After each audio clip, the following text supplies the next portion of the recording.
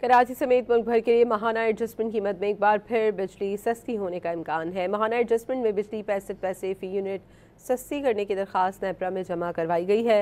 नेपरा की जानिब से दरख्वास्त पर 27 नवंबर को समाअत की जाएगी। माहाना एडजस्टमेंट का इत्तलाक कराची के बिजली सारिफीन पर भी होगा।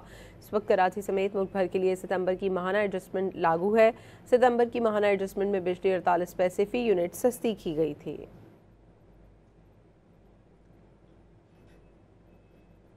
कराची समेत मुल्क भर के लिए माहाना एडजस्टमेंट कीमत में एक बार फिर बिजली सस्ती होने का इम्कान है। माहाना एडजस्टमेंट में बिजली 65 पैसे फ़ी यूनिट सस्ती करने की दरख्वास्त नेपरा में जमा करवाई गई है। नेपरा की जानिब से दरख्वास्त पर 27 नवंबर को समाअत की जाएगी। माहाना एडजस्टमेंट का इत्तलाक कराची के बिजली सारिफीन पर भी होगा। इस वक्त कराची समेत मुल्क भर के लिए सितंबर की माहाना एडजस्टमेंट लागू है। सितंबर की माहाना एडजस्टमेंट में बिजली 48 पैसे फ़ी यूनिट सस्ती की गई थी।